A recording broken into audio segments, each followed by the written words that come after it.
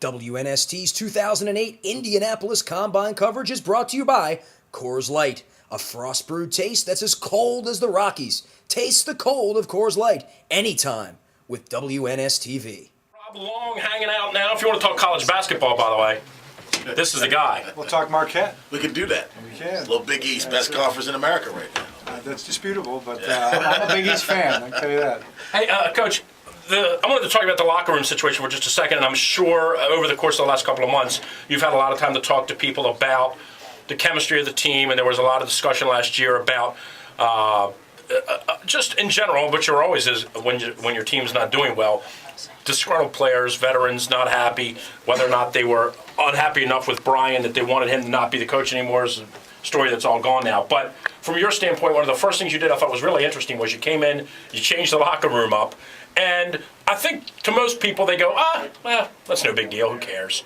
But I think it is a big deal. I think it's a neat thing from your standpoint, and I want you to talk about it. And I think people will be surprised maybe when the players eventually wander in, maybe what their response is, and it'll take you and your staff to sit down and talk to them and say, hey, here's why we did it, and like it or lump it, I guess. I mean, because you've done it, so it's over. Right, well, they've got their spot. I guess if they want to change their clothes, they've got to go to their locker room. Right, they're going to get tossed out of somebody else's locker room. But, they've really been responsive to it.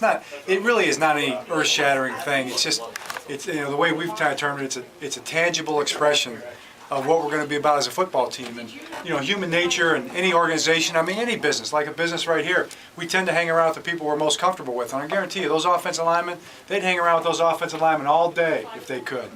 But they're with each other all day. And the same thing for the DBs, the D-line, they're all the same way. So we want we want to mix it up a little bit. We want the defensive backs to hang out with an offensive lineman, get to know those guys. And we just think that, if I'm on the sideline, that's my brother out there, that's my neighbor, man, that's my locker partner.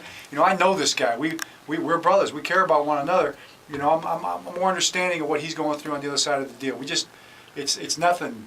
It isn't earth-shattering in the sense it makes perfect sense. But I just want guys to get to know one another. Was that something you thought of yourself? Did somebody sit down with you? Was it Rex? Anybody sit down and say, hey, John, this would be a good idea? Or was it just something you thought, this will be one of my first stamps on the team? Well, it wasn't really. I had asked all the guys. We had talked. Kevin Berner's here today. I ran it by him, ran it by Steve, ran it by Ozzie. All the guys in the organization, ran it by all our coaches, and pretty much the consensus. Everybody thought it was a good idea. And they thought about it and talked to some of the players about it. Some of the players came in laughing about it. And they were, some of the guys were a little upset that they got moved into a tough neighborhood. So. We actually get to see Ed Reed now, right? Is that actually out in the main locker room, or did you put Ed back in Siberia still? No, he's still in Siberia. Oh, okay. We left Ed back in there. He Okay. wanted to be back in the tough neighborhood, so we left him there. Yeah, you never know if Ed's even there or not.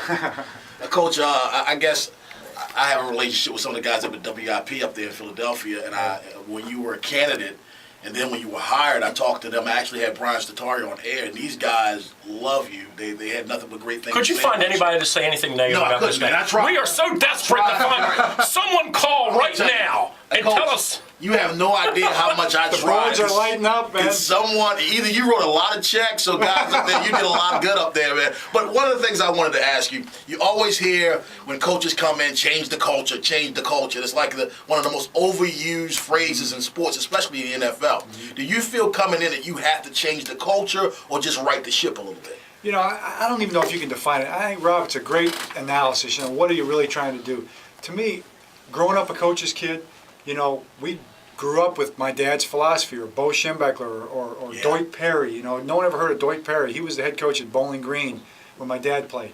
That's where this stuff comes from. And you can trace that back to Earl Blake, and you can trace it back to Fielding Yost, kind of a historian of coaches a little bit. When you're in this business, maybe you study that a little bit. So to me, it's how we were raised. And I think our guys, with a culture or righting the ship or whatever it is we're doing, these guys know what we're doing. They've been playing football for a long time. They recognize it. They know it's right, and they believe in it. The players we've talked to almost every player now in the office. Had Willis McGahee in yesterday. Had a great talk. What a good person. What a solid young man. But he's coming in and he's telling me what we need to do because I'm asking him. And you know what? He's saying the same thing that we're already doing, that we already believe, that Doit Perry would have said 40 years ago is important when you build a football team. So I don't think there's any big secrets in football. There are certainly no geniuses, Right. coaching or playing. It's just about being a team, taking care of one another, having each other's back, raising each other up, working real hard every day, stay loose, stay focused, be accountable, take care of one another.